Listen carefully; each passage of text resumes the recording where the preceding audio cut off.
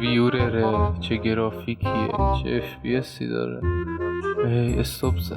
کاش به جای اینکه بخوام اینا رو نگاه کنم خودم میتونستم پلی بدم. هی خب چرا که نشه؟ اینجام که ببینیم چجوری میشه این کارو کرد. سلام بچه‌ها، امیدوارم روز خوبی رو سپری کرده باشین. تو ویدیو قبلی هر چیزی که در مورد مادلودر نیاز بود بدونی گفتم بهتون. تو این ویدیو میخوام ببینیم چجوری میشه FPS خفن‌تر از ماینکرافت گرفت که توی 3 بخش مختلف که اول بررسی میکنیم لانچر چقدر تاثیر داره روی FPS ماینکرافت، بعدش بهتون میگم چه مودهایی رو باید نصب کنید تا بازی خیلی بهینه‌تر بشه براتون و در آخرم میریم اینا رو تست کنیم ببینیم چقدر تاثیر داره تو FPS گرفتن. خب حقیقتا من این بخش خیلی دوست داشتم برسم بهش، چون میدونم در مورد یه چیزی صحبت کنم، اونم تیلانچره. و چرا من میگم مثلا از تیلانچر دوری کنید و میگم این لانچر مزخرفه و خیلی چیزای دیگه. نگاه کنید، اصلا من بحث رابط کاربری رو میذارم کنار و چیزای خیلی مهمتر از رابط کاربری اصلا تیلانچر هست که اصلا باید بذاریدش کنار و خیلی هم تو اینترنت صحبت میشه در موردش، ولی خب نمیدونم چرا بعضی نمیبینن اینا رو. اولین چیزش اینه که تیلانچر اوپن سورس نیست و همین اوپن سورس نبودنش باعث شده که خیلی گزارش مبنی بر جاسوسی و هک و سرقت حسابشون داده بشه. حالا اوپن سورس بودن یعنی چی؟ نگاه کنید، اوپن سورس یعنی این که داده های اون بازی و داده اون لانچر یا اون برنامه بازه و همه میتونن بهش دسترسی داشته باشن و تغییرش بدن و همین باعث میشه تو بفهمی لانچر یا همون لانچر مثلا پیرمز لانچری که اوپن سورسه داره چیکار میکنه، چه کدهایی داره. ولی تیلانچر اینجوری نیست و تو نمیدونی چه کدهایی پشت این برنامه هست و با خاطر همین حتی سبب سنگین تو تر شدنش هم میشه. حالا اینا چه ربطی به چیز داره، به بهینه بودن ماینکرافت داره؟ بذار قبل از هر چیز اینو بهتون بگم، در کل میشه گفت لانچر تاثیر آنچنان مستقیمی بر ماینکرافت و بهینه بودن ماینکرافت نداره، ولی اونقدر بی تاثیر نیست. بذارید اینجوری بهتون بگم، شما فرض کنید یه تعداد کارگری دارید، مثلا 4 تا کارگر دارید و یک کار ساختمانی هست داخلش. شما هر کارگر اگه برای یه کار بفرستید، مثلا گچکاری، یکی برقکاری بره، یکی لوله کشی انجام بده، یکی اونا رو مدیریت کنه، همه این کارا پیش میرن ولی خب همشون کندن و طول میکشه انجام بشن. ولی اگه همه اونها رو روی یه کار متمرکز کنید، مثلا همون برقکاری، باعث میشه اون کار خیلی سریعتر جلو بره. و خب تو سیستم شما هم همینه، شما یه مقدار رم، گرافیک و سی پی یو دارید و اگه 10 تا برنامه رو واکنی خب معلومه دیگه این تقسیم میشه این رم و سی پی یو اینا و خب کنتر پیش میره که خب بینش گیم هم باز کنی. حالا لانچر این مثلا چه ربطی داره؟ شما با خود میگی خب من که لانچر رو بعد باز کردن گیم مثلا میبندم بسته میشه. عزیز من، لانچر در اصل داره گیم رو لانچ میکنه و اون فقط صفحه اصلی لانچر که تو میبندی و اون توی پس زمینه داره اجرا میشه. و خب این وسط هرچی لانچر ما بهینه‌تر باشه، مقدار رم کمتری خود لانچر مصرف کنه، رم و گرافیک کمتری، خب 100% گیم بهتر ران میشه. و خب این وسط تیلانچر ریدر است، من چون هم اوپن سورس نیست با سنگینیش میشه، همین که تبلیغات و کوفت و زر ما رو بلا بلا بلا بلا بلا بلا هزار تا چیز دیگه داره که خب سنگین ترش میکنه. و اما پیمز لانچر به خاطر اینکه کلا اوپن سورس و با برنامه‌هایی مثل سی پلاس پلاس و فریم مارک نوشته شده، ذاتاً سبکه و رم کمتر، رم گرافیک و سی پی کمتری مصرف میکنه و همین باعث میشه که گیم راحت‌تر باز میشه. بیشتر نریم بالا، بریم تو بخش بعدی. حالا که با تاثیر لانچر بر روی ماینکرافت آشنا شدیم، میرسیم به بخش مهم این ویدیو، یعنی نصب مودهایی که میتونه بازی رو خیلی روونتر بکنه برامون و یه FPS بهتر از ماینکرافت بگیریم. قبل از هر چیزی که اینا بهتون بگم، نگاه کنید بعضی لانچرها، مثلا لانچرهای کرکی، میان چی میگن من میتونم مثلا بازی رو خیلی بهینه‌تر کنم، فلان کنم، پچ بدم. اینا زر میزنن بچه‌ها، چون اینا دقیقاً دارن همین مودها رو به صورت پیش‌فرض ماینکرافتتون نصب میکنن و هیچ فرق با لانچر معمولی ندارن. پس به هیچ عنوان سمت همچین لانچرها نرید، چون سیستم میتونه به عضو نامید. مودهایی که قراره من بهتون بگم همشون توی مودپک به نام فابولی استمایز هستن و لازم نیست جای دیگه بره یکی دانلودشون کنید اگه میخواین راحت تر باشین.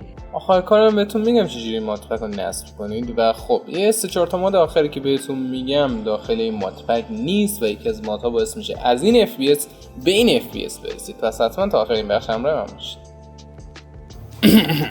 خب حالا اگه نمیدونید مادپک چیه، مادپک یه نسخه مشخص ماینکرافته که داخلش یه سری از مودها اینا به صورت مشخص نصبن و لازم نیست برید اونا رو نصب کنید.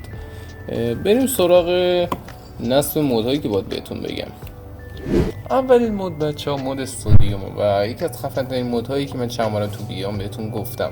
این مود کلا موتور رندرینگ بازی رو عوض میکنه و باعث میشه شما FPS خیلی خفن‌تر از ماینکرافت بگیرید که طبق گزارش‌ها FPS شما رو حدود 250 تا 500% میبره بالا که خیلی زیاده، ولی خب حالا تو بخش بعدی تستش هم میکنیم ببینیم واقعا اینقدر میبره بالا یا نه. مود بعدی بچه‌ها مود لیتیومه که این مود مثل چیز عمل میکنه استودیوم ولی در هوش مصنوعی بازی و کارش اینه که عملکردها و چیزای محاسباتی که مثل هوش مصنوعی ماپ‌ها رو آسان‌تر میکنه. نردبون داشت. مود بعدی بچه‌ها مود فریت کوره که این مود میاد بخشایی که از ماینکرافتتون رو قبلا رفتید و اینا رو لود میکنه و لازم نیست شما بار بعدی که به اونجا اومدید رندرش بگیرید و خب این توی رم و سی پی شما خیلی تاثیر داره و باعث میشه خیلی راحت‌تر لود بشه. مود بعدی بچه‌ها مود اینتیتی کولینگه. اگه سوال براتون این مود چی کار میکنه نگاه کنید، این الان یه دیواریه که من پشت اون دیوار نمیدونم چیه. مود اینتیتی کولینگ میاد ماب ها و چیزهایی که پشت دیوارها مخفی شدن رو رندر نمیگیره براتون، یعنی نمیذاره لودینگ الکی بخوره مثل این همه بچه ویلیجر که خب خدافظی میکنیم باشون. خلاصه اینجوری باعث میشه که این ماد کلا نذاره الکی FPS بیاد پایین و خیلی تاثیر زیادی توی عملکردتون داره. اشتباهی دکمه دیگه رو زدم، توجه نکن. چه غروبی پشت دیوارها داره ناپدید میشه. خب بچه ماد بعدی که ما میریم سراغش ماد مور کولینگه. این ماد هم مثل ماد اینتیتی کولینگ عمل میکنه ولی بجاش این بلاک هایی که پشت دیواره رو برای ما لود نمیکنه، یعنی شما فقط همون بلاکی که میبینید براتون لوده و بلاک های پشتی که لود نمیشه و این باعث میشه خیلی FPS بهتره بگیرید. آقا اسم این مادم نمیتونم بگم، هر چی سعی میکنم تو ترنسلیت هم میزنم خیلی مزخرفه. خلاصه این مادم بچه‌ها FPS رو خیلی از کجا اومد؟ زهر مار خفه شو دارم ویدیو ضبط میکنم. داشتم میگفتم بچه‌ها خلاصه دهن تو ببند بچه‌ها. خلاصه این مادم خیلی FPS شما رو خیلی بیشتر داخل آشغال. خلاصه بچه‌ها این ماد خیلی تاثیر خوبی داره. میریم سراغ ماد بعدی.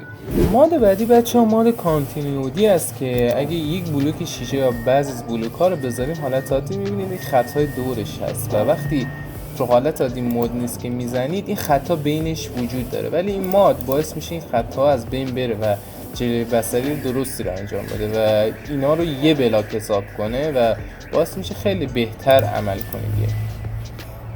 خب بچه‌ها اینا خفن‌ترین مادهای بهینه‌سازی ماینکرافت بودن که بهتون گفتم. مادهای زیادی هنوز تو ماینکرافت وجود داره که برای بهینه‌سازی است، ولی اینا بهتریناشونن و مثل اینا اینقدر چیز نمیدن، چی میگن، پرفورمنس اینا بهتری نمیدن و بهترینا همینه که بهتون گفتم. این مادهای مختلف دیگه داره که بیشتر برای گیم پلی یا اینجور چیزاست و گرافیکی مثل ماد آیریس شیدر که اینجوری از اسمش پیداست مثل اپتیفاین عمل میکنه و میتونید روی بازیتون شیدر نصب کنید. ولی چیز البته که اپتیفاین خیلی قدیمی شده ولی اینو هیچ کی نمیدونه، تو ایران زیاد نمیدونم، باور کنید، چون همه تیرانچر استفاده میکنن. تیرانچر هنوز داره از اپتیفاین استفاده میکنه. اپتیفاین قدیمیه بچه‌ها اگه نمیدونید. البته شما زرنگین حتما میدونید دیگه. شب شد. خب حالا که شب شده بریم سراغ اون یه دونه ماد مخفی که بهتون گفتم با اون FPS خفن میشه گرفت و تو اینم نیست. بزن بریم. فرود موفق دامیست سیادی اومده تو. نگاه کنید بچه‌ها، بذارید یه واقعیت بهتون بگم. این ماد اسمش فیک FPS.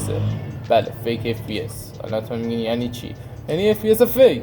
با این ماد شما میتونید یه FPS فیک رو برای ماینکرافتتون درست کنید و همین به خیلی از ویدیوها که میبینید FPS 5-6 هزار تا میگیرن همین ماده. باور کنید هیچ دیوانه‌ای نمیاد که از 120 FPS بیشتر بگیره. و چرا؟ چون سیستم نمیکشه، مانیتور رو باید بکشه. تا مانیتور FPS رو نکشه اصلا فایده نداره. وقتی ویسنس روشن میکنی، ویسنس چیزی که نسبت به مانیتور و سیستمت FPS رو نمیذاره از این بیشتر بشه و خب اینایی که میبینید چرته. باور کنید واقعا از 120 نهایتا بیشتر بگیرید به هیچ دردتون نمیخوره. حالا تو آنلاین شاید یه ذره فرق کنه، کامبک بزنید و اینا، ولی بازی واقعا هیچ فرقی نمیکنه از 120 بیشتر. برای نصب این مادپک هم همونجوری که قبلا بهتون یاد داده بودم، ادینسنس رو میزنید و میرین تو سایت کراسفوش یا موردنس و بذار اینجا بیاد پایین هست مودای پرطرفدار. اینا اینجاست راحت و نسخه ای که میخواید از مایکرافت رو دانلود کنید رو اینجا پیدا میکنید. اینا 1.21.8 پایینتر 1.21 هم داریم. راحت میزنید اوکی و شروع به نصبش میکنه که حالا من لغوش میکنم.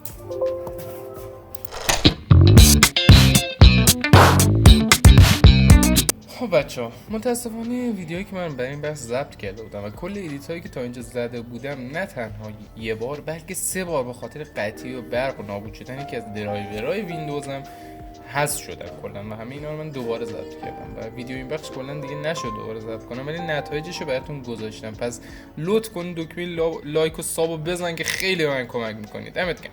خب اولی کار میریم سراغ تست مایکرافت های عادی، یعنی مایکرافت 1.21 و 1.21.8 که با کمترین گرافیکشون، یعنی کم کردن چانکات 2 تا حذف سایه و ابر و اینا، مایکرافت 1.21 به من 270 تا 600 FPS داد و وقتی چانکا اینا رو تا آخر بردم، سایه اینا رو دوباره اضافه کردم، یعنی 32 چانک، بعد 1 دقیقه زمان که FPS من حتی به 1 و 2 هم میرسید بعضی وقتا، به من بین 32 تا 60 FPS رو داد. ولی مایکرافت 1.21 اینجا قوقا کرد و با کمترین گرافیک بین 300 تا 1000 FPS رو به من داد و با بیشترین گرافیکش بعد 30 ثانیه، یعنی نصف زمان مایکرافت 1.21، به من 70 تا 200 FPS رو داد. خب حالا با نصب مادها روی این دو نسخه میتونیم تفاوت بین FPS گرفتن کاملا مشاهده کنیم که نسخه 1.21 بهتر عمل کرده. دلیلش هم میتونم اینجوری بهتون بگم که به خاطر این بوده نسخه جدید وقتی تازه اومده هنوز مادها نتونستن هماهنگی کامل رو با این نسخه پیدا کنن، ولی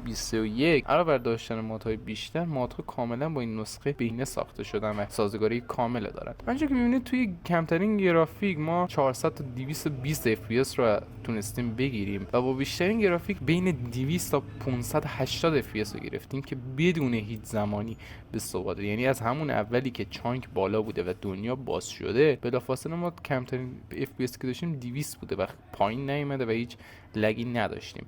ولی برای نسخه 1.21.8 بین 600 تا 2000 FPS رو داشتیم که FPS اولی کمترین FPSش از این بیشتره از نسخه 1.21، ولی در کل کمتر FPS کلی. با بیشترین گرافیک بین 300 تا 600 FPS گرفت که اینجا 3 ثانیه طول کشید تا ثبات برسیم، یعنی اولش FPS ممکن بوده تا 15 تا 30 FPS برسیم. در کل اگه دنبال یک نسخه از مایکرافت که بتونید روی کامپیوتر ضعیفتون بگیرید، پیشنهاد من همون نسخه 1.21 چون تو خیلی چیزا تست شده و بهتر از نسخه‌های دیگه عمل کرده. امیدوارم این ویدیو هم به دردتون خورده باشه.